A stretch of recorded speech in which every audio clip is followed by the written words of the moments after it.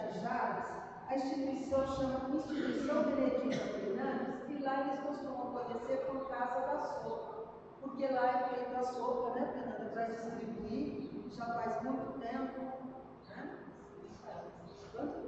30 anos, gente, olha que delícia, você fazendo sopa para servir a população, muito bom, né? Então, Fernanda, o tempo é seu para passar a mensagem para nós, que Jesus te ilumine. Muito obrigada.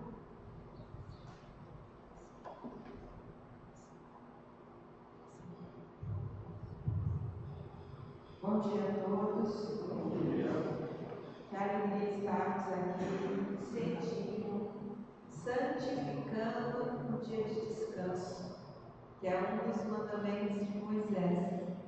Não precisa ser só o dia de sábado, mas santificarmos o nosso dia de descanso, elevando os nossos pensamentos a Jesus, a Deus. E foi com muita gratidão que eu recebi o convite para estar nesta casa mais uma vez, para que nós possamos juntos estudar um pouquinho mais dessa doutrina tão consoladora, que vai nos trazendo novos conhecimentos, ampliando os nossos horizontes e assim nos convidando a sermos a cada dia um pouquinho melhores.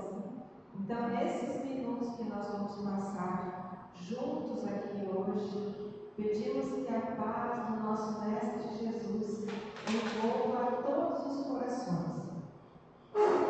Dentro da doutrina espírita, uma das máximas que nós temos, que inclusive é o título do capítulo 15 do Evangelho segundo o Espiritismo, é a caridade. Fora da caridade não há salvação. Se nós passarmos essa frase para uma construção positiva do português, a gente vai ter só a salvação na caridade. É a única condição. E quando a gente pensa em caridade, a gente sempre pensa em estender, como nós lá na nossa casa, o prato de sopa, ou o alimento, ou o vestuário, o cobertor, o calçado, um remédio, uma lata de leite em pó, ou até mesmo uma quantia de dinheiro. Mas nós temos que nos lembrar da caridade também essencial, que é aquela que não depende de nada material, que é a caridade moral que a gente faz para o Espírito Eterno.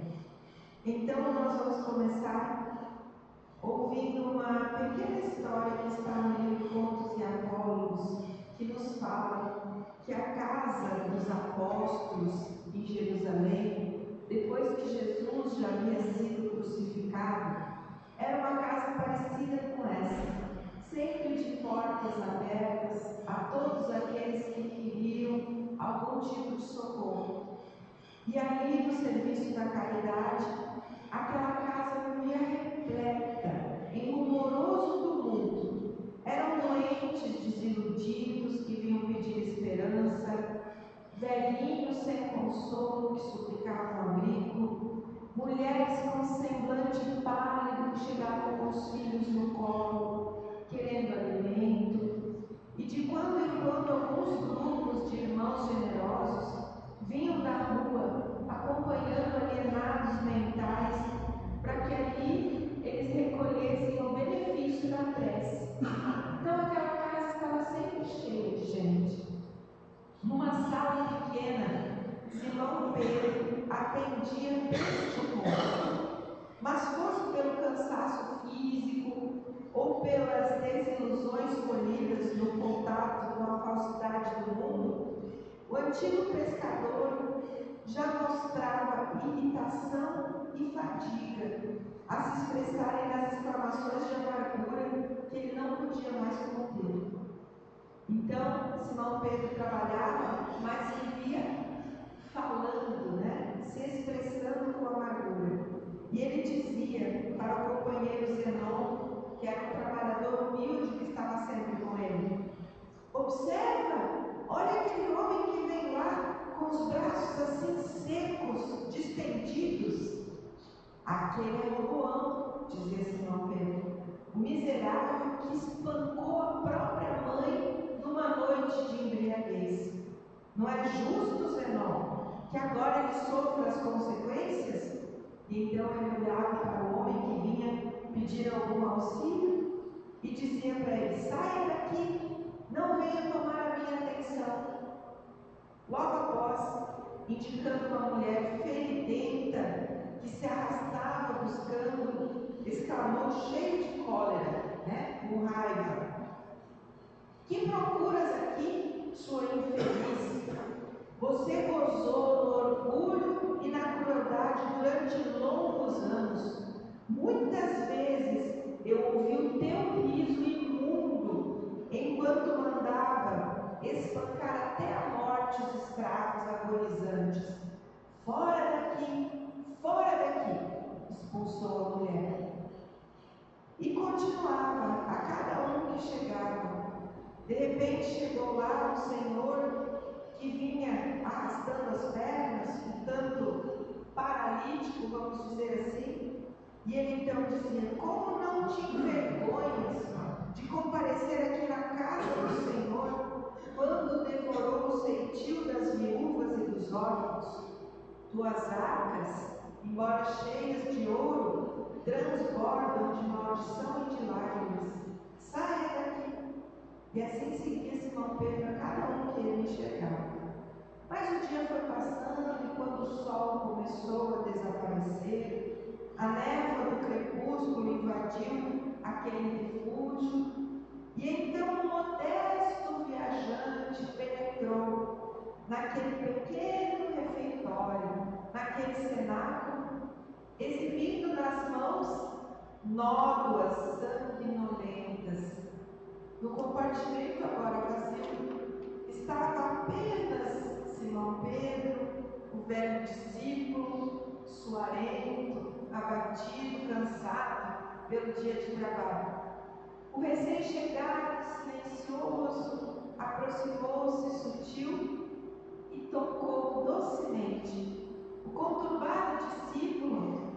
Só assim lhe deu atenção, porém falou impulsivo, sem olhar para os olhos do homem: quem és tu que chegas aqui a esta hora, quando o dia de trabalho já terminou? E porque o desconhecido continuasse em silêncio, sem responder, insistiu com uma inflexão de voz ainda mais grave: vamos, avia-te, sem demora, diga depressa, a que você vem?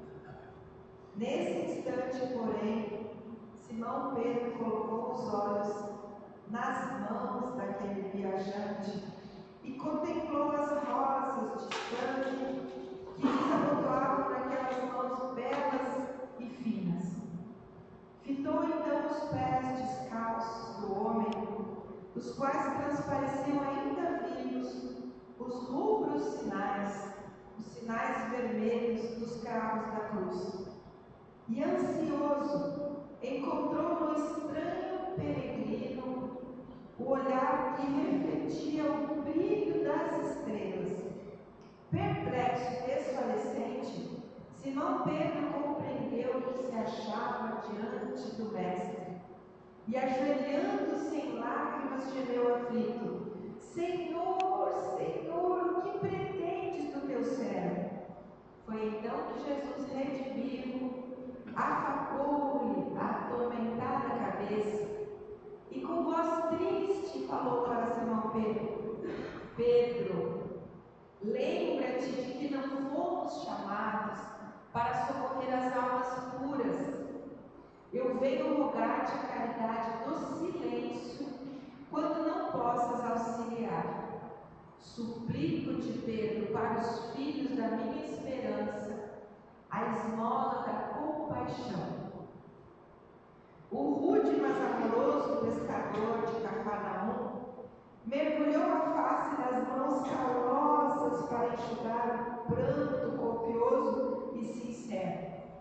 E quando ergueu de novo os olhos para abraçar o visitante querido, no aposento isolado, havia somente a sombra da noite que avançava de leve. Jesus então se desfez. Era ali a materialização do querido Cristo a vir trazer para Simão Pedro um conselho. Que quando ele não pudesse auxiliar, que ele desse com silêncio respeitoso a esmola da compaixão. O que é a compaixão? É quando nós colocamos no nosso coração a capacidade de nos apiedarmos com a dor do outro. Sentimento piedoso de simpatia para com a tragédia de outra pessoa, acompanhado do desejo de diminuí-la. Uma participação espiritual na infelicidade alheia que suscita um impulso altruísta de ternura para com aquele que sofre. A compaixão é a virtude de compartilhar o sofrimento do outro. Não significa que a gente vá aprovar as suas razões, sejam elas boas ou más, mas ter compaixão é não ter indiferença diante do sofrimento alheio. Então, quando nós temos compaixão, nós nos condoemos com a dor do outro.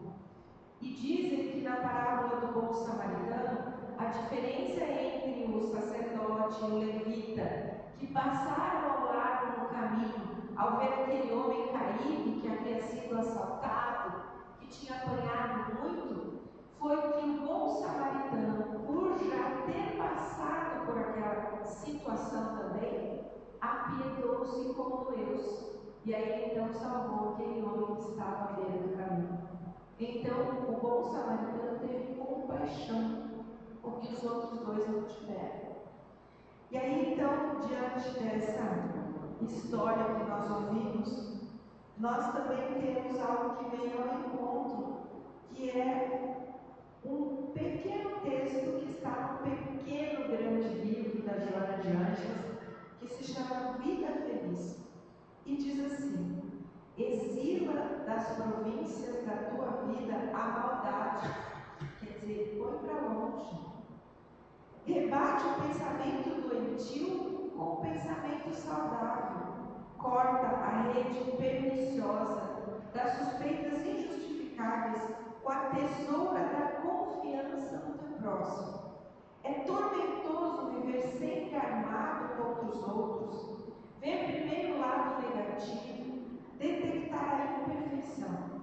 Não há ninguém na terra sem defeitos, como não existe uma só pessoa que não possua também virtude, por pior que esse indivíduo seja. Procura o lado bom de todos e te descobrirás bem, renovado e afável. Então, quando a gente ouve um texto desse, faz a gente lembrar de um pequeno fato acontecido com uma conhecida nossa. Essa moça trabalhava todo dia, tinha 2 filhos pequenos, o esposo também trabalhava, então ela contratou uma empregada doméstica para ajudá-la. Como ela morava longe do trabalho, ao lado da casa dela tinha um mercadinho daqueles de esquina, pequeno, mas bem sortido. Ela autorizou a funcionária a pegar no mercadinho o que faltava para providenciar o almoço da família. E certa vez os pais dela, que moravam em outra cidade, vieram visitá-la. Ela saiu para trabalhar, o pai e a mãe ficaram em casa e o pai ficou observando o comportamento da empregada. Quando ela chegou do trabalho à noite, o pai disse assim para ela: você é louca. Ela falou: como louca? Você colocou na mão da sua empregada o poder de ir lá no mercadinho, comprar o que ela quiser e marcar na sua conta, no seu nome. Como a empregada vai embora e você ainda não chegou do trabalho, você nem sabe se ela vai no mercadinho e pega coisas para ela também. Por exemplo, ela pode ir lá, comprar 1 quilo de tomate, levar meio quilo para a casa dela. Ela pode ir lá comprar 2 latas de creme de leite, levar uma para a casa dela. E você nem sabe. Você só paga a conta no final do mês. Aí ela ficou olhando para o pai dela e disse assim: pai, eu coloquei dentro da minha casa uma pessoa que cuida das minhas coisas. Quando eu chego a casa está limpinha. A comida que ela faz no almoço é deliciosa. E eu confio nela. Essa pessoa é uma irmã de coração. Agora, se ela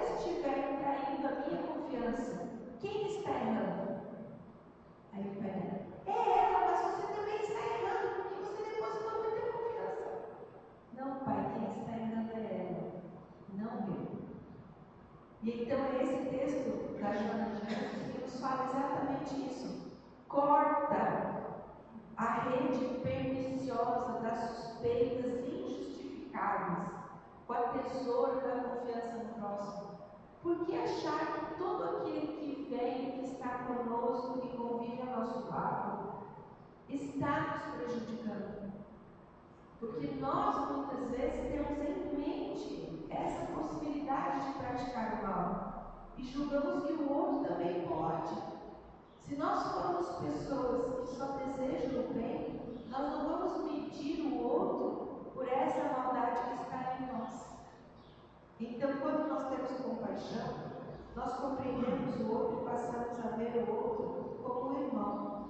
No capítulo 13 do Evangelho segundo o Espiritismo, caridade material e caridade moral, na primeira instruções dos Espíritos, nós temos a afirmação de que a caridade moral é aquela que qualquer um pode praticar, que não custa nada de material e, no entanto, é a mais difícil de se pôr em prática. Por quê? Quando eu faço caridade material, eu tenho R$10 no bolso, eu tiro os R$10 e entrego para o outro. Mas esses R$10 não me pertencem, como tudo que é material. Porque se a minha alma for chamada para um plano espiritual amanhã mesmo, nem o meu corpo me pertence.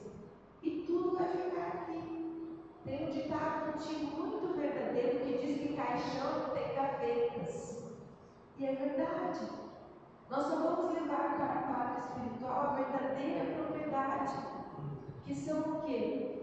A nossa inteligência, os conhecimentos, as virtudes adquiridas, as qualidades do coração. Essa é a mala que a gente vai levar para o plano espiritual. Então, quando eu estendo uma nota de R$10 para o outro, que eu penso que é minha, não é. Eu estou apenas segurando ela por um tempo. Deus me fez depositária daquilo, como quando a gente põe dinheiro no banco, o dinheiro não é do banco, é nosso. O banco está guardando por um tempo para nós. E Deus faz isso conosco. Nada nos pertence, porque Ele nos investe como bons servos, para que com aquele talento a gente possa espalhar coisas boas para os outros. Então, quando eu dou essa nota de R$10, é fácil. Eu estou dando algo que não me pertence. Agora, quando eu faço a caridade moral, essa é a mais difícil, nos diz o Evangelho, porque eu vou dar do que eu realmente possuo: a minha saúde, a minha alegria, o meu tempo, a minha energia, o meu amor. Aí então essa caridade é a mais difícil, porque eu vou dar o que eu realmente tenho. Então eu parar as coisas que eu estou fazendo, aquilo em que eu me comprazo, seja trabalhar, seja estudar, seja ir para a academia, e me colocar à disposição do outro, fazer uma visita para aquele que está debilitado ou triste, pegar o telefone e fazer uma ligação, mandar uma mensagem. Convidar uma pessoa para aprender uma coisa nova, para tirar ela do tédio, por exemplo. Vamos aprender a bordar, vamos aprender a fazer um crochê, vamos aprender a fazer um pãozinho, para a gente entregar para os outros que não têm. Isso é a verdadeira caridade, que é mais difícil de fazer, porque exige que realmente me pertence. No capítulo 10 do Evangelho segundo o Espiritismo, Bem-aventurados os misericordiosos, nós temos também nas instruções dos Espíritos, no item 16, a indulgência, que é o que faltou para o Simão Pedro na história que a gente leu. Nesse item, há a afirmação de que quem tem indulgência jamais vê os defeitos alheios. Quer dizer, não observa os erros dos outros e nem as imperfeições ou as limitações que eles carregam. E se os vê, evita falar deles, pelo contrário, os esconde, a fim de que não sejam conhecidos. E se a violência os descobre, tem uma desculpa pronta para amenizá-los. Então, para nós é um tanto difícil sermos indulgentes. E na questão 886 do Livro dos Espíritos, Kardec pergunta aos espíritos venerandos qual o verdadeiro sentido da palavra caridade conforme a entendia Jesus. Então, os espíritos não respondem o que significa caridade, porque a pergunta do Kardec era o que significa caridade para Jesus, que é o ser mais perfeito que esteve entre nós. E os espíritos respondem que caridade para Jesus é três coisas, para mim bastante difíceis de serem cumpridas, pelo menos ainda nesta vida, mas estamos nos esforçando. Primeira coisa, benevolência para com todos. Eu ser boa, fazer o bem para todos. Então, para a pessoa que tem o mesmo partido político que o meu, ou o partido adversário, para a pessoa que torce para o outro time de futebol, que não é o meu, fazer o bem para aquele vizinho que varre as folhas da árvore da calçada dele e joga todas na minha calçada, fazer o bem para todos. Segundo, ter indulgência para com as faltas alheias. Ter os olhos bons a fim de reparar as qualidades, os dons, as virtudes que o outro tem e não reparar os defeitos. Isso é bastante difícil para nós, principalmente dentro de casa, com as pessoas que moram conosco. A gente sabe de cor o defeito e as falhas do outro. Ah, o fulano faz assim, o ciclano larga a toalha molhada em cima da cama, e a gente vai apontando os defeitos do outro e não consegue ter essa indulgência para com as faltas alheias. E o terceiro ponto da caridade é o perdão das ofensas. Será que nós conseguimos perdoar? Então a caridade envolve tudo isso. E por que nós precisamos ter indulgência? Porque em muitos momentos nós mesmos vamos precisar da indulgência da outra pessoa para conosco. E é o que Emmanuel nos fala no texto Compaixão em Nós, do livro Tocando o Barco. Ele começa trazendo uma afirmação de Jesus que diz: bem-aventurados os misericordiosos, porque alcançarão misericórdia. E aí o Emmanuel diz assim: comumente, quer dizer, quase sempre, nós nos referimos à compaixão em termos que se reportem à semelhança, bênção de nós para com os outros. Quer dizer, vamos trabalhar a compaixão para com os outros que erram, para com os outros que se equivocam. Aí diz Emmanuel: entretanto, a fim de que o orgulho não se nos infilte no coração sob o nome de virtude, vale recordar a compaixão que tantas vezes vem do outro para o nosso socorro. Aí o Emmanuel começa a enumerar momentos em que o outro tem que ter compaixão de nós. De quando em quando vamos rememorar as demonstrações de paciência e bondade dos irmãos que nos suportam sem queixa, a nossa teimosia e a nossa inconsequência nos nossos dias de imaturidade ou limitação. Quantas vezes nós, principalmente mulheres, com a TPM, naquele período pré-menstrual, ou no período da menopausa, ficamos irritadas. E aqueles que vivem conosco têm que aguentar esses momentos nossos de irritação com muita paciência. Quantas vezes nós somos teimosos? Eu gosto que ponha meu livro aqui. A pessoa troca de lugar, você vai lá e briga com a pessoa. E as pessoas têm que aguentar isso. De quando em quando, vamos lembrar do apoio das criaturas que prosseguiram trabalhando em nosso favor, mesmo cientes que as combatíamos sem apreenderem os elevados intuitos. Vamos pensar na nossa infância, na nossa adolescência. Quantas vezes os pais falavam certas coisas para nós e nós não aceitávamos? achávamos que eles estavam errados. Vamos lembrar do amparo dos benfeitores, nosso anjo de guarda, nossos santos de devoção, nossos parentes espirituais que nos precederam, voltando para a pátria espiritual, que são benfeitores, que espiritualmente estão sempre ali, nos intuindo, nos aconselhando, nos ajudando.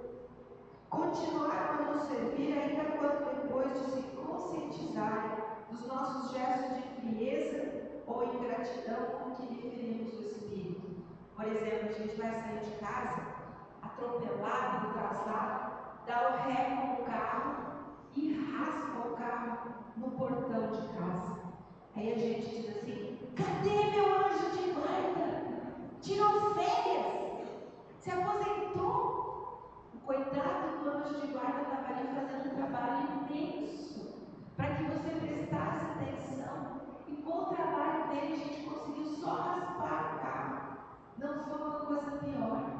E a gente fica sempre culpando os pobres dos nossos benfeitores, quando somos nós que não paramos um minutinho pela manhã para fazer uma prece, para receber tudo que jorra da espiritualidade em nosso favor o tempo todo, que nem um chuveiro gigante que nos dá um banho de luz. Mas a gente, quando não olha, está com o guarda-chuva aberto. E aquele guarda-chuva, que são as vibrações densas que a gente cria em torno de nós, faz com que aquela chuva de bênçãos escorra sem nos atingir. Quando nós fizemos a prece, a gente fecha esse guarda-chuva denso, escuro das nossas vibrações inferiores, dos nossos pensamentos ruins, dos nossos sentimentos que não são bons, e recebe tudo aquilo que Deus, como Pai amoroso, bondoso, faz cair sobre nós o tempo todo. Então não precisa uma prece longa. A hora que a gente está preparando o cafezinho, a hora que a gente está preparando o uniforme das crianças para ir para a escola, a gente só leva o pensamento de obrigado, meu Deus, pela noite de sono, por mais um dia, pelo café que eu vou tomar, obrigado por eu estar em pé cheio de saúde. Já está feita a prece, né? Então Emmanuel segue falando de várias situações em que nós precisamos da compaixão dos outros e diz assim: vamos refletir sobre a imensidão de piedade que nos sustenta a vida até agora e vamos observar que sem isso provavelmente a maioria de nós teria mergulhado indefinidamente nas correntes da prova criada por nós mesmos, com nossa própria negligência. Todos nós, para viver, conviver e sobreviver, precisamos em qualquer parte, em qualquer circunstância, da bondade e da compaixão de Deus. Então, para nós irmos encerrando, nós fizemos um culto do Evangelho no lar aos domingos na nossa casa. Nos sentamos, eu e os meus filhos, e certo domingo eles sentaram-se todos já com um copinho de água de cada um, o Evangelho, os livrinhos de prece, e eu estava com o celular em pé. E eles: mãe, você está atrasada, você não vai sentar para a gente rezar? Eu disse: calma, que eu estou salvando uma pessoa.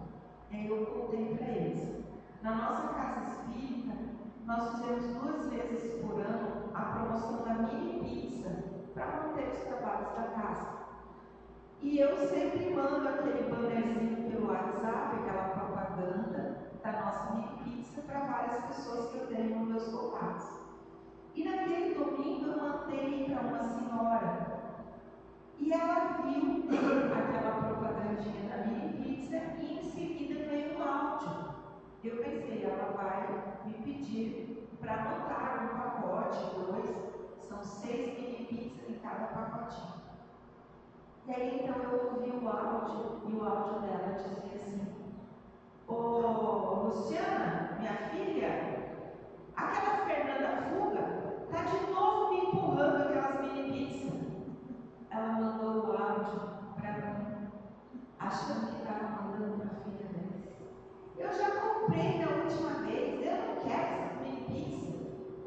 Então, minha filha, eu falei para ela que você comprou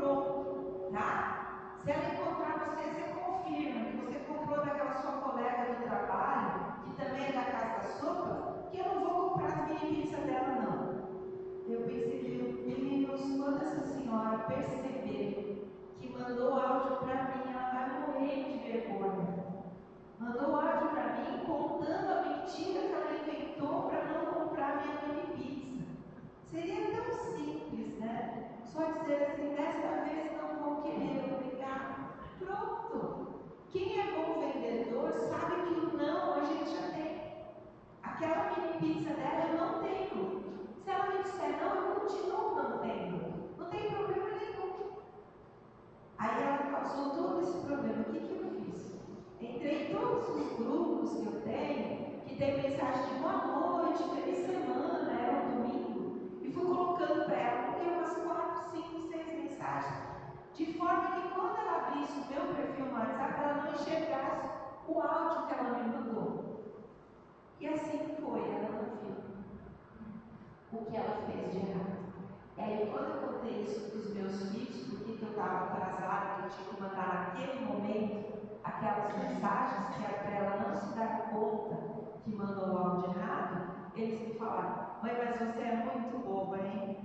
Deixa ela ver. Eu falei: não posso deixar ela ver, porque eu também já me equivoquei no WhatsApp. Eu também já mandei coisa errada. E a gente fica com uma vergonha, a gente morre de vergonha. E eu não quero que ela passe por isso. Então, o que é isso? É compaixão, é indulgência. Quando eu errei, eu gostei que os outros não me acusaram. Certa vez eu tenho uma médica homeopata que atende os meus filhos em Rio Preto. Eu tive que mandar uma receita para ela, de outro médico para a gente comparar. E eu, na pressa, tirei foto da receita e botei lá, doutor BR, não esperei aparecer o nome dela e mandei. Daqui a pouco apareceu no meu WhatsApp uma mensagem do Dr. Luiz Carlos. Dr. Luiz Carlos, que eu salvei lá, Dr. Luiz Carlos, que dá palestras aqui também, que todo mundo conhece. Oi, minha irmã, bom dia, você me enviou uma receita médica? Que vergonha, né? Eu falei: não, doutor, não era para o senhor, eu tive que me explicar. Então, como a gente passa por essa vergonha, a gente não quer que o outro passe, né?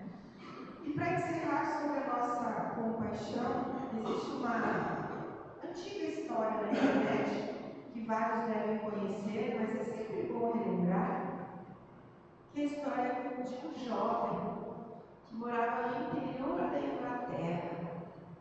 Esse jovem era filho único, morava com seus pais numa pequena cidadezinha.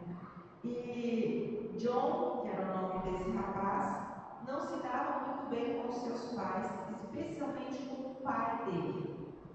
Mas o pai, que tinha um ofício que ele podia fazer em casa, a gente fica imaginando que ele era marceneiro ou sapateiro, convidou o filho para trabalhar com ele. E John sempre se queixava para sua mãe, reclamava e dizia assim: esse homem, não chamava ele de pai, porque tinha uma animosidade para com ele. Esse homem não me permite fazer nada. Eu trabalho parecendo um escravo dele, e ele nem me dá um dinheiro maior para que eu possa ir num pub tomar um chopp com os meus amigos. Certo dia, ele e o pai se desentenderam de uma maneira muito profunda. Brigaram bastante. Então John entrou, saiu daquela sala onde trabalhava, entrou na cozinha e disse para a mãe: eu vou me embora. Eu vou embora dessa casa, não aguento mais esse homem. E a mãe insistiu: meu filho, não vá, isso vai passar, vocês vão esquecer essa briga, por favor, fique. E ele falou: não vou ficar, agora chega. Vocês não me amam, eu vou me embora dessa casa. Arrumou sua mala e se foi para a cidade grande. Quando ele chegou lá, graças ao trabalho que o pai dele ensinou, ele pôde conseguir logo um emprego, se sustentava bem, conheceu uma moça, casou-se com ela, teve um filho. E então a moça disse para ele: John, será que seus pais, sendo você filho único, não gostariam de saber que eles têm um neto? E John falou: não, eles não gostam mais de mim, eles não querem nem saber, nunca me amaram, nem sei se estão vivos ainda. Depois que eu saí de lá, nunca mais fiz contato com eles. Naquela época, anos 40, difícil. Não existia telefone em todas as casas e as pessoas se correspondiam por carta. Mas os pais não sabiam o endereço de John e ele nunca mandou nenhuma carta para os pais. O tempo foi passando, a esposa engravidou e teve mais um menino. E ambos estavam brincando no tapete da sala quando o mais velho levantou-se e pegou da estante um porta-retrato com a foto dos avós maternos. Chegou para o pai e disse assim: papai, você não tem papai nem mamãe? Nós só conhecemos o vovô e a vovó, que são os pais da mamãe. Você nunca teve papai nem mamãe? E o menino falou aquilo com tanta compaixão de um pai que não tinha pai nem mãe, que John se comoveu e disse para a esposa: vamos levar nossos filhos para que os pais os conheçam? E ela ficou encantada com aquela atitude de John, que finalmente resolveu perdoar a antiga briga que teve com o pai. Então John, naquele instante, resolveu reaproximar-se dos pais e escreveu uma carta. Ele sabia o endereço dos pais em que viveu a sua vida toda. E ele escreveu assim: olá, aqui é o John. Eu não sei se vocês me perdoaram, mas eu tive 2 filhos e eles querem conhecer vocês. Não sei se depois desses longos anos vocês vão querer me ver. Eu, de qualquer forma, quero visitar vocês com a minha família. Mas se vocês me perdoaram, a fim de que não seja constrangedor para ninguém, caso não me perdoem, eu peço que coloque um lenço branco naquela árvore que temos no quintal, que fica virado para os trilhos do trem. Eu vou até aí no sábado, dia tal, faltava mais ou menos um mês.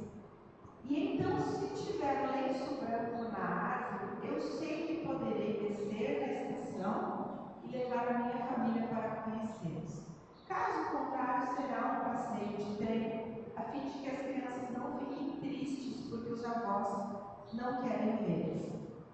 E o tempo foi passando, John não obteve nenhuma resposta da carta. E a ansiedade dele foi crescendo. Tinha dias que ele pensava em desistir, porque ele imaginava: será que os 2 já morreram? Será que um só está solitário e demente, não consegue mais nem ler a minha carta? Ou será que eles realmente não me perdoaram pela minha tamanha ingratidão de ter saído de casa daquele jeito e nunca mais ter dado notícias? O tempo foi passando, mas chegou o sábado marcado e mesmo sem respostas, John resolveu ir. Subiu naquele trem com a sua família, com a bagagem, com as malas, o trem foi indo. Quando o trem parou na última aldeiazinha antes da que eles iriam saltar, John não conseguiu mais nem se sentar no assento do trem. As suas mãos suavam frias, ele tremia, o coração estava completamente alterado, porque a expectativa dele era enorme. Então o trem saiu daquela estação em direção à última, que seria a aldeiazinha onde ele passou toda a sua infância. E antes da casa deles, o trem fazia uma curva. E logo após a curva ele conseguia avistar a casa com aquela árvore que debruçava seus galhos quase sobre os trilhos do trem. E então John, sabendo do trajeto, de tanto que o fez na sua infância, disse para as crianças e a esposa: vamos abrir agora a janela, nós vamos passar na casa em que eu vivi a minha infância. E aí a família toda se colocou na janela e ele abriu a janela do trem. E o trem fez aquela curva que parecia não acabar mais, tamanha ansiedade do rapaz. E a primeira coisa que ele fez foi olhar para os galhos da árvore para ver se ali havia um lenço branco. Porque se tivesse um lenço branco, era sinal de que os pais o haviam perdoado e queriam ver. Então o trem fez aquela curva e quando ele olhou para a árvore, ansioso, não havia um lenço branco. Havia milhares de lenços brancos amarrados em todos os galhos da árvore em que os velhos conseguiram alcançar.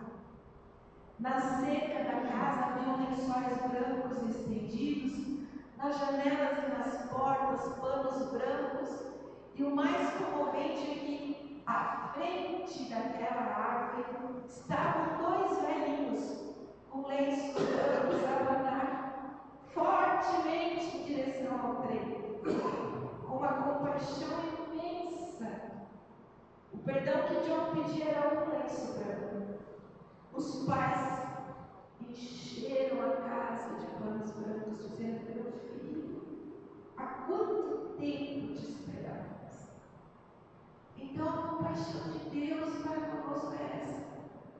Toda vez que nós erramos, toda vez que nós falimos, todas as vezes que nós não conseguimos agir conforme as leis divinas que já conhecemos, Deus estende esse monte de lenços brancos e diz: meu filho, eu te amo tanto. Eu te criei para o bem, para o amor, para seres perfeito na imortalidade. Eis-me aqui cheio de panos brancos para te abraçar. Que sejamos nós também esses seres compassivos, a estender a bandeira branca